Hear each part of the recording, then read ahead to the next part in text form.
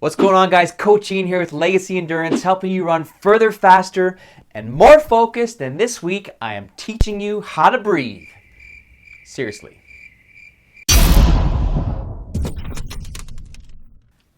All right, guys, so one question I get often, actually, which is, it's funny, but it's actually a really good question, is how do you breathe when you're running? You know, it's not as easy as you'd think, and there's a couple different ways I like to do it. So I'm going to actually take you outside today. I went out for a long run today, took my GoPro with me. I wanted to show you what the weather's looking like right now in Alberta, Canada, where I'm training and running, and I'll tell you a little bit about how you can breathe when you run and a couple tips to get you down the road a little bit faster. Let's go.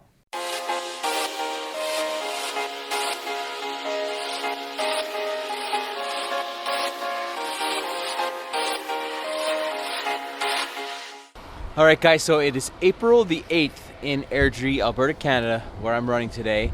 And as you can see, it certainly doesn't feel like April the 8th. I have been plowing through snowdrifts for about an hour and a half now, so I'm about 15K into my long run today. And it's brutal. It's been a really tough winter, but no whining. Anyways, the reason we're shooting this video today is one of the questions I've been getting lately is, how do you breathe when you run? And that sounds like a very simple question, but it's actually not that easy, because a lot of times breath control becomes very, very difficult. And so there's a couple things you can do. So first of all, I think it's important to think about the technique you should be using. So a lot of times we tend to breathe very shallow as we breathe, and so you might just be like almost panting when you run. So you definitely want to avoid that. We want to be engaging our bellies. We want to be breathing from our diaphragms, not up high in our chest. So you want to really think about a nice, deep, controlled breath from your belly. And the most important thing is, yes, you want to get oxygen, but even more important like that, you want to get rid of that carbon dioxide that's building up in your body. So it's just as important to take a nice big breath as it is to exhale a nice big breath.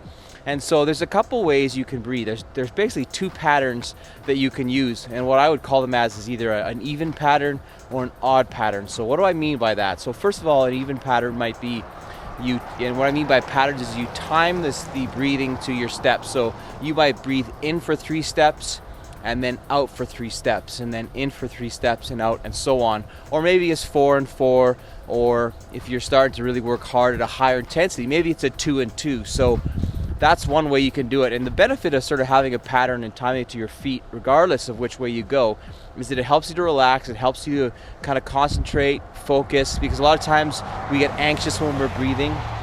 You start to get a little bit panicky, and then you almost stress yourself out and then almost make the breathing harder. So it's important that you really stay controlled. So that's one way to do it, is an even breath pattern. The second way you can go is what I would call an odd breath pattern. And so that might be you breathe in for 3, out for 2, or maybe it's in for 4, out for 3, or in for 5 and out for 4, depending on the intensity you're working at. So the difference between that is, what you do there is when you're exhaling, what you will find when you do an even pattern, for example, you're always landing on the same foot when you exhale. And when you are exhaling, your body is at its most risky position, so you're the most vulnerable. So the theory is, when you're using an alternate breathing pattern, say like a 5-4, you're always going to be landing on a different foot when you're exhaling. So give that a try. Next time you go for a run, try the 3-3, and then try like a 4-3. So 1, 2, 3, 4, 1, 2, 3, and then see how that feels. You will find that you can time that so that you're landing on each foot on each alternative exhale. So I will link up below a blog post that I wrote about this, so you can check it out for yourself, do a little bit more research. There's a book I'll recommend that you can check out. It's a very good read. It sort of talks a little bit more about the theory, but it's really important. It's very helpful. A lot of times that can be a big difference to how far you could go and how well you're able to perform in a race, in a long run, whatever. So I'll link that up below. Hope that helps. I'll give you guys a couple shots of where I'm running today. Happy running. We'll talk to you guys next week. Take her easy.